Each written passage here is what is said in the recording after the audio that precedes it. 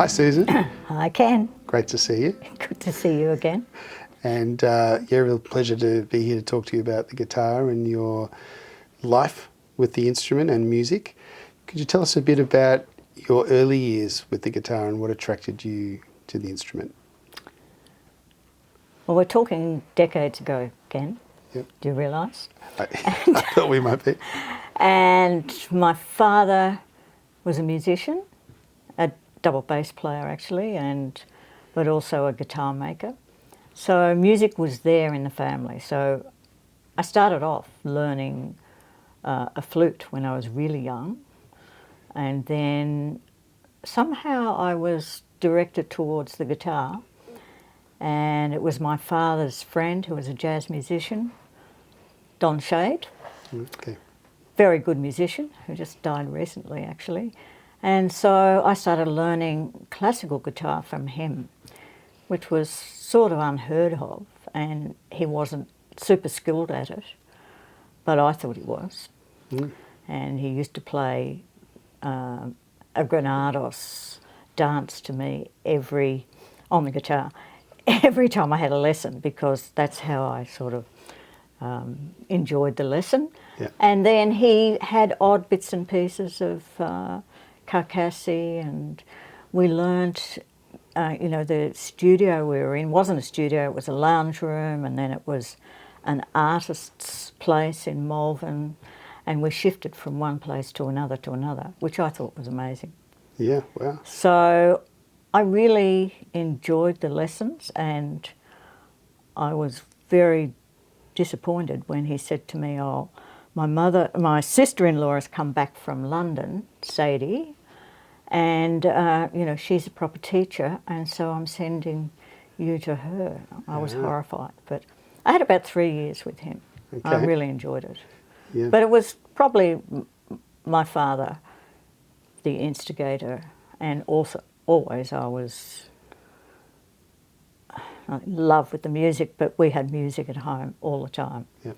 Friends were around, they were all musicians, marching up and down the street on New Year's Eve with double basses and saxophones and Great. and licorice sticks, or what they called the clarinet in those days. So at that time, how was your dad making a living as a musician? He was making a living as a musician because making guitars wasn't making any money. Okay. And he made guitars in the backyard of our Thornbury house in Hammond Street, Thornbury, illegally having an electric wire from the house to the garage, which I remember doing handstands or Catherine wheels and getting a shock from the wire. Yeah, right. But yes, so he was discouraged by people in the retail business. Allens or Brashers, I think, were around. They just said, "Go home, boy, and get another job." But my mother agreed to him doing it, and I think the business was propelled by the fact that he was a musician, and other guitarists gave feedback to him, and then he did not want to make just cheap guitars that would be okay for the banjo club. He wanted to make guitars like the Gibson style guitar, top quality. So then those musicians from Melbourne would say to Brashers or Parlings in Sydney, "You better get one of these Maton guitars because they're good." And a few teachers. So that's how, it was very small beginnings, but it started. What year did he first use the Maton name? 1946. 1946, right. Before that it was Maton Instruments and Repair. Yeah, well. Because he'd repair other guitars. Yep.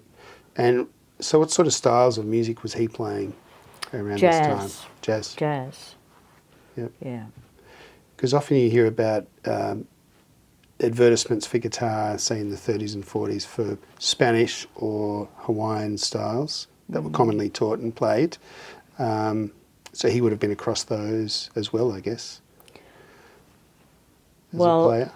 as a musician, he was not playing guitar. He was playing double bass. Playing double bass, yeah. Okay. Yeah. So he had a string bass. But he also played Hawaiian guitar. And so what was Hawaiian guitar back then? Was it using a slide? It was using, well, I have this photograph that you could see. Which we'll show. You could show. That's a normal guitar that he's using with a slide. Yep, so lying Yeah. on his lap. Yeah. Yeah, And he was 17 and he made all the guitars for the 3 other people and himself. So Wow, fantastic. nobody taught him. He was just somehow, passionate and passionate. So for you learning the guitar at a young age, you've got him as a role model in the world of music and making instruments. You've got Don, who's your teacher. What else were you aware of in terms of guitar playing in Melbourne, locally? Well, there wasn't anything. I mean, there was, when I started learning, there were a few records available. CBS, Andrés Segovia, I've still got it, An Evening with Andrés Segovia. And I listened, when I was young, to those pieces by Tansman and Ponce, and, developed a real taste for that stuff. Yep. And also the recording he did of the Tedesco Concerto and fantastic. Concerto del Sur. Yep. So I used to listen to those a lot, and then there were other people aside, like Lorenzo Almeida, Yep. who played sort of classical, but he was, I thought he was better with jazz and Brazilian-oriented pieces. And so you mentioned Sadie as perhaps your next teacher. Yep. But there's also another important figure in Melbourne around that time, Len Williams, who had a big impact on the local scene, guitar scene. Yeah. When did you first become aware of Len? Well, I didn't. This is second hand. I mean, Okay. everything else I'll tell you Yep. from Don, and then when Sadie came back from London. Yep. That's all my first-hand experience. But from her and from Don, because they both learnt from Len. So Len came out, well, before he even emigrated to Australia, he was a jazz pianist, very, very good, when he was young, about 17, in clubs in London. And then he got fascinated by the sound of guitar and Eddie Lang, Django Reinhardt. And so he started to teach himself. And I think it was McAferry who came into a shop where he was selling guitars and repairing guitars and saw him fiddling around and thought, I'll give this young man a few lessons. So, and there's a word for what you call this sort of person, and it's a autodidactic Yes. polymath, which is teach yourself Yep. to a very high standard, self-taught, which seems to be, what you could underline him as Yep. with classical guitar. So he then pursued the technique by watching, he went in 1927, I think it was, something like that, to a concert in London, saw Segovia, sat in the front row and made meticulous notes about his position, hand positions, and everything. Yep. And then started to study the guitar himself. It's pretty incredible. Yeah, absolutely. And so he didn't start working as a teacher of classical guitar or teaching his not-to-be-born son yet. So he came out to Australia avoiding the war, which was a good idea, 1939, with his first wife. Okay. And she was only here a month and she went back. She thought it was a hick town, which probably it was. So they came to Melbourne. They came to Melbourne, and I don't know what sort of job he had first, but he eventually got a job as a jazz guitarist in the ABC band. Okay. And then was the leader of the band, then the resident guitarist. So my father also did a few jobs with him with the With ABC Len. band. Yep. And he noted it was fairly tough going. With Len, you had to toe the line in a particular way or not. Yeah, right. Strong personality. Very strong. Yep. Yeah, so he then sort of created a cult around himself of people who gravitated to his house in St Kilda, Brighton Road, St Kilda. And so he had people like Sadie, Joe Washington, Don Shade, Sadie's sister, Molly Bishop, Sam Dunn, who was ended up being a critic, music critic for Melbourne. So there were a lot of people, well, a bunch of people learning guitar, and then on the weekends it was apparently a bohemian scene, and so lots of artists and musicians, and there were lots of discussions. People who were more on the radical left wing side of things. Yeah. And so it was, So it was a very interesting scene. Yeah. And eventually I think Sadie came to live in the house upstairs and married Joe. So it was a whole scene. It lasted actually 1939 until it was about 13 years, so it's a long time. But within that time, he did develop a better classical style. It was called fingerstyle, not classical guitar. Yeah, the term And classical the term comes later. Yeah, and he got a job at Sutton's Music in Melbourne. And 1941, his third woman, he had a child too, which is Milan Arquette, a Chinese-born woman. And they both loved the same kind of jazz. They met at a jazz club, both lovers of Django Reinhardt's style, and so they were very good together. Yep.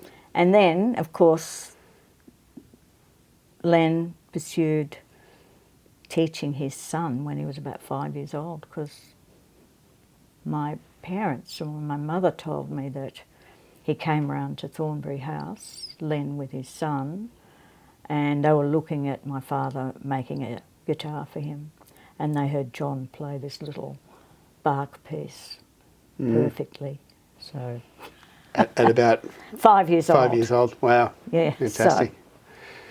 So, So it's amazing that Len and your father coming out of playing a range of styles, the influence of jazz, but then Len starting, in some ways, the beginnings of this classical guitar scene in Melbourne, and I guess that felt like it was something new, and as you say, connected with other artists and part of quite a special scene. Yeah. Actually. Yeah. Well, there wasn't anybody else. I don't think there was teaching fingerstyle guitar, whatever you call it, back then. And I don't think anywhere else in Australia. So it was new, even though it was happening in Europe. But maybe it still wasn't the flourish or the renaissance of guitar coming back again after the piano as a solo instrument, I suppose, till Segovia. Yes, so when Len went back to London, because he felt that John wasn't really getting the best of what he could get in Europe, and particularly Segovia. So they left, and I think John was about 11. Yep. And 2 years later, I think, no, it was 1952, and Sadie and Joe were copyists for the ABC in Melbourne, and then they went to Sydney, and a couple of years later, Len invited them both to come over and teach at his newly established guitar centre, Spanish Guitar Centre. Yeah. In London. Yeah, which was a thriving business. So, and by then, Joe was with somebody else, so Sadie went by herself. By herself. Yeah. And had she studied with Segovia at that point? No. Not yet. Not That was yet. a bit later. Not yet. Well, she had to get to Europe and, Yeah. you know, get some money. She taught at the centre. Yep. And then went across to Siena, where there were so many people learning guitar with the great maestro, including John, who'd been there already in the last couple of years when he was aged 12 and 13. Mm. Yeah, fantastic. And he recalls it as a fantastic, you know, experience, meeting up with Daniel Barenboim and, Yep. you know, people of other instruments. But I read that Sadie said it lasted, you know, quite a few weeks. It wasn't just a summer school, it lasted 2 weeks or something. Pretty intensive. So it was intense, but she was with, not with Segovia, but with Alirio Diaz. Segovia took the cream, Yep. and I think it's probably a really good thing, because Segovia wasn't the best of teachers. So having Alirio as a teacher I may have think been a Alirio- blessing for Sadie. Yeah, I think so. Yeah, yeah. So that's how. So when Sadie came back and began teaching you the guitar, she had that experience over in Siena already, lived in Europe for how long? A few years?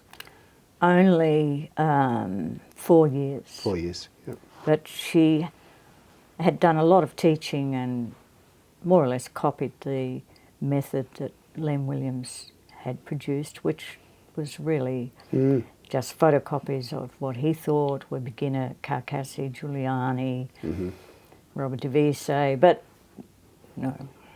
Yep.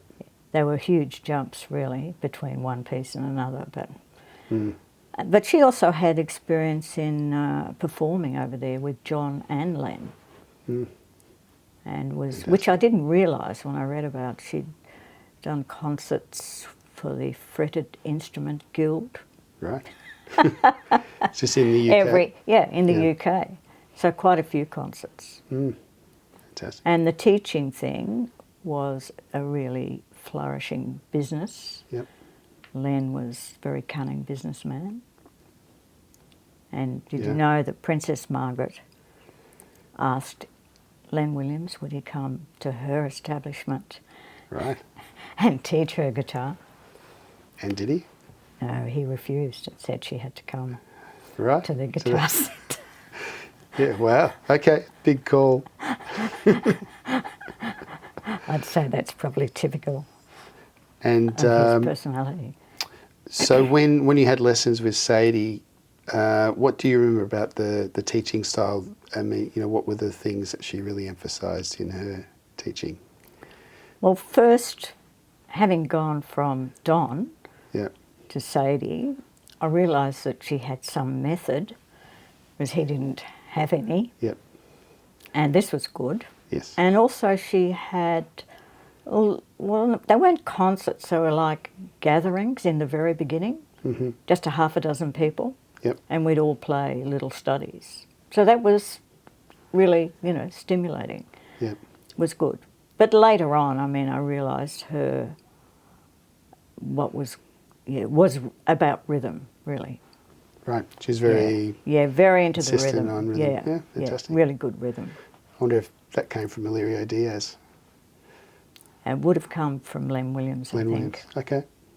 I'm not saying Alirio isn't, Sure. but maybe with jazz, because she did, you know, at parties often, and she would sing a couple of, there were standard jazz songs. Yep. Very good at phrasing and, you know, playing the odd chord just at the right time and everything. So she had a good ear. for Fantastic. jazz. Yep. So that was what I noticed with the teaching. But she expected a lot. Mm-hmm. Yep. Well, yeah. High standards. Well, she didn't give praise easily, Yes. which is probably what a lot of teachers lot of do, teachers, you know, yeah. just pushing you. Mm-hmm. I think I probably inherited that back when I first started teaching, just pushing. But, yeah, but she did so much to really, in 10 years before she went to Canberra, she did a huge amount here. Mm. When did so she was the first teacher at a tertiary institution in Australia, teaching classical guitar, I think. But was that at Melbourne Well, Uni? it depends if you're talking about a single study, Uh-huh. because 1962 she was at the Conservatorium here as a single studies. But that was the first academic in a tertiary institution. Yep, teaching guitar, classical guitar. Yeah. And then 1969, after a year of a lot of work here, she was asked to go to Canberra, where Don Andrews was. Yes, yep. He had 50 students, but she didn't start that year because she said, really, you can't do a tertiary course unless you've got people at a high enough standard, which is fair enough. Was he teaching jazz, popular guitar, and classical? I don't know. Because he certainly played both. Yeah, he was a jazz man, really, but I don't know. But he did not want the job, so she left Melbourne. What about just while we're on the 60s, the impact of Segovia's tours on the guitar scene in Melbourne in the 1960s, or in Australia more broadly, I guess? Yeah, well, you know the story. Segovia came in 1962. So that's only, 61. So that's only 2 years after Sadie had returned here. Yep. And I think probably her association with him and Alirio attracted them to come here and help. Yep. But he played at the town hall, no amplification, packed houses in all states, except I don't think he went to Perth. He did 2 packed out concerts here and then had to come back and do a third one, and that was sold out. But the incredible thing was that when we went out into the break, there were 2 breaks. The first break, everybody from about 10, 15 rows back said, I can't hear him. There's pretty consistent It feedback was. from the... Yeah, okay. Well, I couldn't hear him. But they were still... Well, they happy were to be in the riveted. They presence. thought there must be some magical, ethereal thing passing through. You must have been pretty aware of John Williams' career taking off, and I'm guessing he returned to play at various times, or was that later in the 60s when he came back? It was later. He came here and I met him and played for him, but he was visiting his cousins, the Arquettes, and he had land down on the peninsula somewhere, a house, which he really liked and enjoyed. And he did, he used to see Sebastian go out to Montserrat because they were childhood friends. Yes. Yep. Well, what about the role... Okay, Montserrat, be interesting to touch on. So you've talked about the bohemian scene, but Montserrat, the place, had a role in the establishment of guitar in Melbourne too.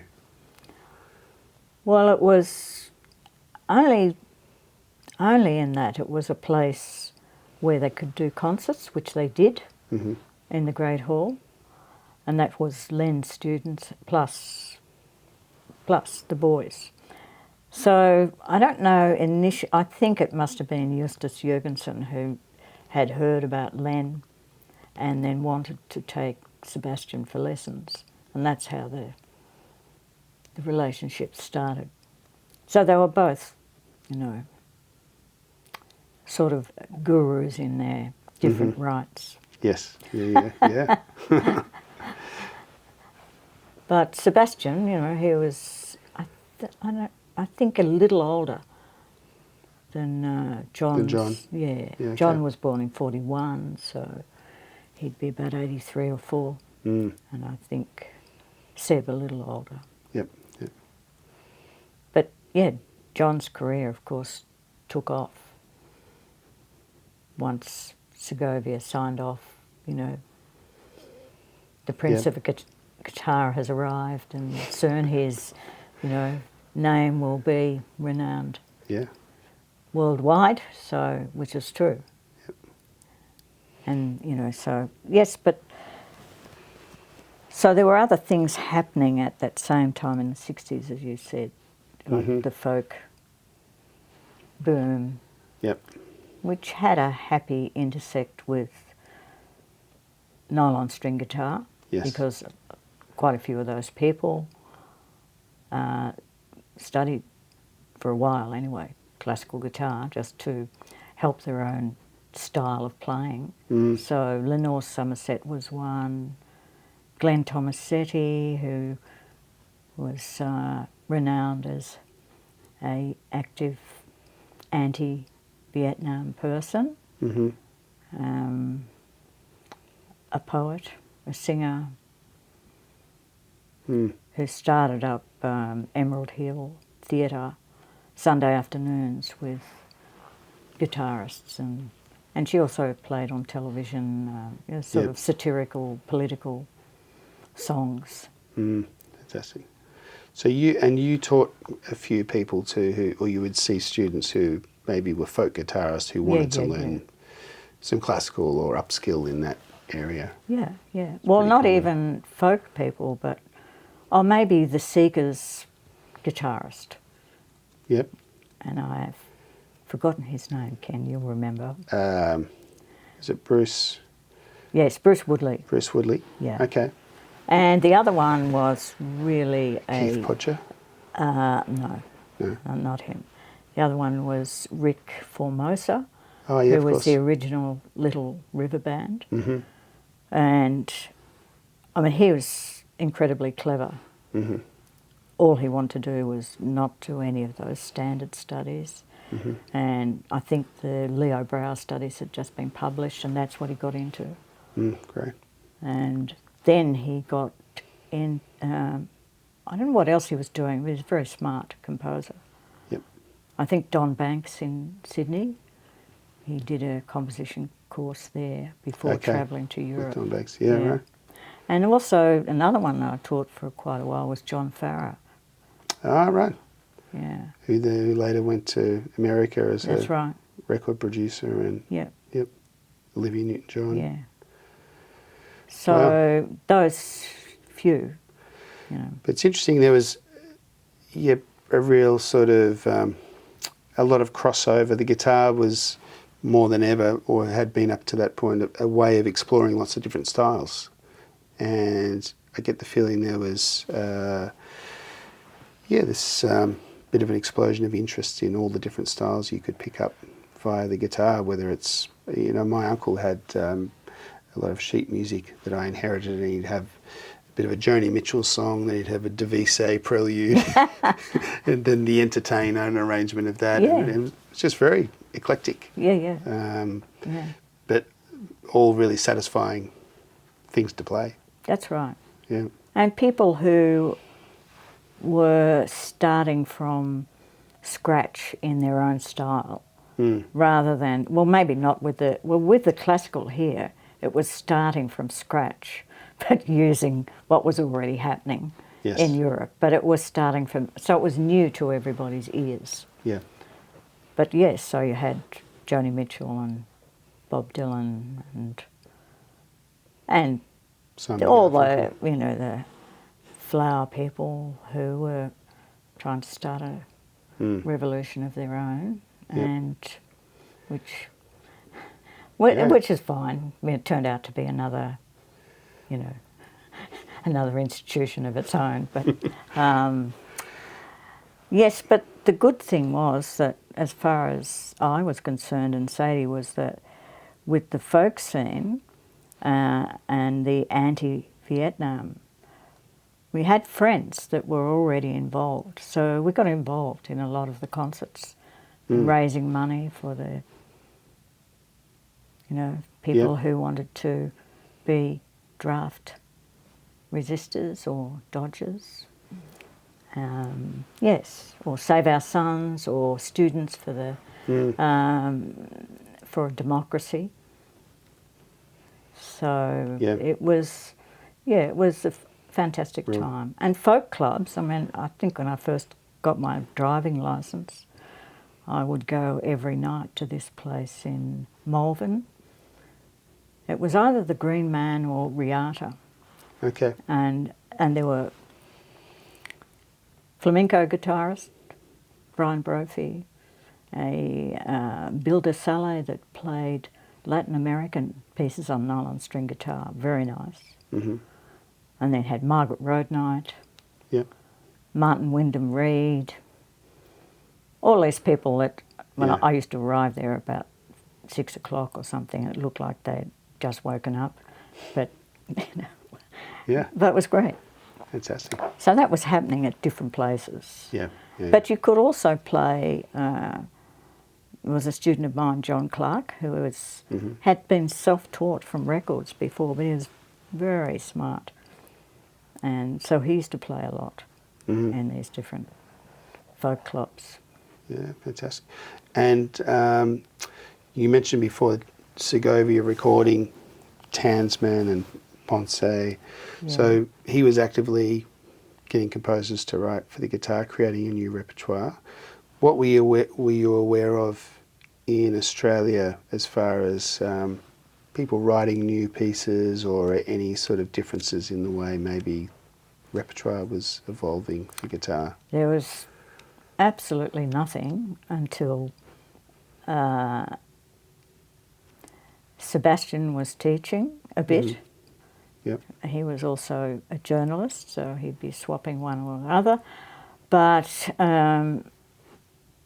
Philip Houghton, who was a rock player and went to Blackburn High, did a lot of music there, and somehow, I don't know how he got in touch with Seb, but Seb had, at Montserrat, had some summer schools, and he maybe attended that, but he got fascinated with the sound of guitar and then lived, I think, up at Christmas Hills where Sebastian was living, and got into all the natural sounds of the environment. And that's what started him writing. So I think the 6 trios that he wrote were the first ones. Yeah, you played those in the beginning. Yeah. Who else were you playing with in that trio? Was it with Peter Lynch? And I've done them with a couple of people, but I did a whole concert on Philip Houghton once. Fantastic. And that was with a John Mills that lives in Melbourne, and Samantha Muir, who's now been in London for a long time, but she plays the ukulele. smaller style guitar. Yes. But she's also a really good player. Yeah, fantastic. So, so he, and as you know, he wrote more and more pieces for guitar, and pretty accessible to the middle standard person of guitar. Yeah. So, and lots and lots of stuff. studies as well as more advanced pieces as well. Yeah. Like good mix. Stella has been recorded by a few people, or Williams and Karen absolutely. Sharp. So, they're colourful sort of pieces, got imagination and soundscape. What about, just thinking of other Melbourne-based composers, guitarists who were sort of active, Andrew Uren? That's right, I was thinking of him. And David Adams? Yeah. And David wrote a lot of pieces, but they're all self-published. So, Peter Lynch commissioned Music in the Round. Yep. And so David wrote for at least 10 pieces. I asked him actually to send me a copy, not a copy, just a list of the pieces. because, you know, it's somebody who made a lot of effort and Mm. pretty skilled, but Yep. never published. So probably like you, Ken, you need to publish all the pieces that you've written. Yes, yeah, exactly. Well, once stop working, maybe I'll do that. It's also worth mentioning that you taught a lot of the teachers in Melbourne, even the teachers who were around when I was first learning, so Peter Lynch, John Griffiths. So that period where not only was there, I guess there were a lot of students coming through, but you were seeing, did you see a real increase in the standard of young guitarists at a particular time? I suppose I did. You get a bit, when you're teaching, you get a lot of people, you get a bit bogged down. And I guess, you know, the broader range of people you have, from not so good to really good, Yeah. there's a big swag in the middle that maybe makes you sink a little bit. But yes, I did. I was thinking the other day that I was 12 years at Deakin when it was Yep. an arts degree, you know, majoring in music, and the students were probably like A must A, Mm-hmm. standard, Yeah. pretty good, but all of them got jobs of head of guitar in private schools or secondary schools, so they all got work, Yeah.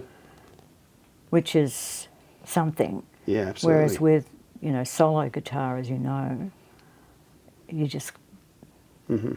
you have to, you know, Yep. you have to get with so many other people to make a job out of it, unless you're like you, who have a job and a few other people. But Yep. it's not easy. Yeah, so I wanted to ask you about one of your other mentors and someone who had a little bit to do with Alirio Diaz, the influence he had on you as a guitarist and a musician, and also more broadly on the guitar world. Yeah, well, to me, he, well, a great inspiring player, because he actually, not only incredible technique and bringing music that we hadn't really heard much of, you know, Paraguayan, all music from, not just from Venezuela, and with such energy and such joy. Mm. I know very fast as well, but people who saw him the first concert, I think he did about 8 encores, and he was Yeah, quite wow. happy to come back and back and back. Fantastic. Yeah. And he had rave reviews, which is also good for the guitar. Yeah. When was Yeah. he here? What?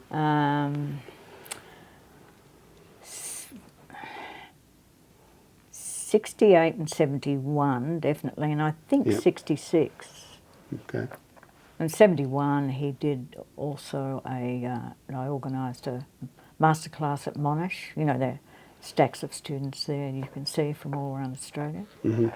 And yes, so he was incredible as a player, and also really, as far as critics go and audience, Mm-hmm. it was just incredible. Yeah, fantastic. Made a real impact. A real impact, and Yep.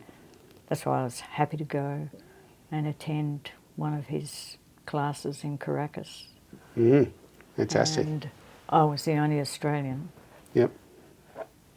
All the Americans laughed at my accent. Right. But yeah, it was incredible. And just as concert goers there, a totally different attitude to listening to music. You know, they would Mm-hmm. Clap from the beginning of the concert and call out pieces they'd like him to play, Yeah. or all come down to the front and, Mm-hmm. you know, just enjoying Very music. involved. Yeah, involved, collaborative sort of Yeah. enjoyment. So he was great. I know he felt coming out here was such a long way. Yeah, but yes, well, it is. So, and he, yeah, well, he married an Italian woman and Yeah. settled there. Mm. And also just going back, you know, we started off talking about Maton and your dad making guitars and playing. if you look at the history of Maton and how it's sort of changed over the years, obviously it's still a massive and super successful company in Australia. What sort of surprised you about the way that's evolved, or what are some of the real highlights over the years of what Maton's been able to achieve? Well, in the beginning, I think it was my father's persistence in the face of knockbacks and the government not interested in supporting Australian business at all for a long time. And the then Japanese guitars coming in very, very cheaply, so you just couldn't compete in the stores. So the only way you could was by having guitars of a high standard.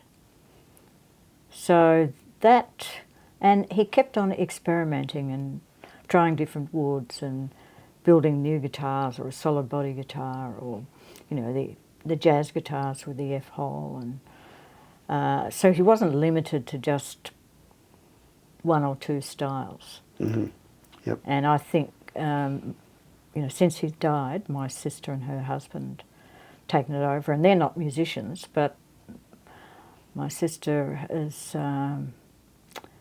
very good, very good at expanding it overseas, but also she gives responsibility to a lot of other people, and this has been good. Yep. Whereas my father was like a small workshop man, taught everybody else, Yep. and always at the bench and not really knowing the big picture. Okay. And Linda has been a big picture person, and it's paid off, so that from, I think when my father died, there's probably about 15 people working in Canterbury. Yep. And now there's 70 people. Yeah, And wow. a reach all around the world. So Yeah, it's fantastic. good. But they realise they can't compete with guitars that maybe come in from China that are cheaper. They can't, so they have to do mid-range to high, high range, price range, top quality. And they've continually got to search for good woods in Australia, so they don't have to import woods. And a lot of people don't know that for quite a time Maton made classical guitars, which probably was initiated by you being a classical guitarist. Yes, it was. What years were they when they were making the classical models?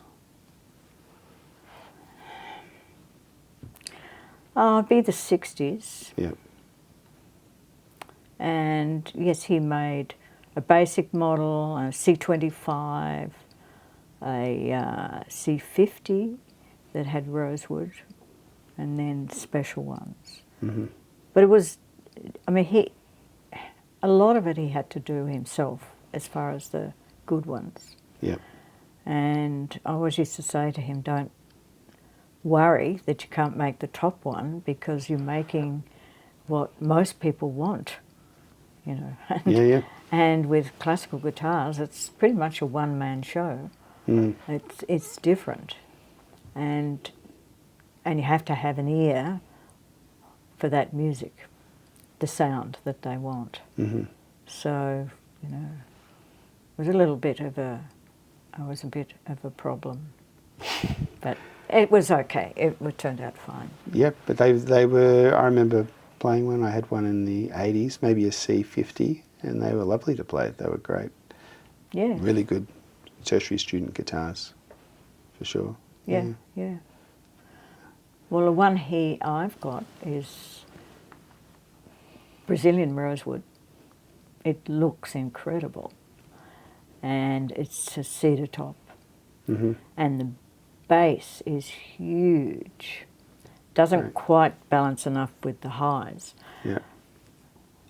But unfortunately, in my stubborn head at the time, I wanted him to imitate the Ramirez neck. Okay. which of course, Very chunky. not chunky that way, but Okay. too wide. Yeah, okay. And yeah. so I ended up, I could play maybe with trios and play more of a bass line, which is beautiful, but, hold it for my, here I would just get an incredible ache. But it's a lovely guitar. Lovely guitar. And it's still a lovely guitar, still sounds great. So, Yeah, so that Maton still exists, and it's amazing to me that it still does, really. Yeah. Guitar. I mean, how many guitar businesses in Australia? Not many. No, that's One right. other in Melbourne, I know, and Yeah. there used to be another one, Harry West, that stopped. Mm-hmm. And I don't think there's any, except classical makers. Yeah, that's right. The workshop, Yeah. Luthier. And Which we in have. Seaford, what's his name, makes electric guitars. His son. Cargill. Yeah, Yeah, Merv Cargill's son. Yeah. So, but he's been going for a really long time too. Yeah, exactly.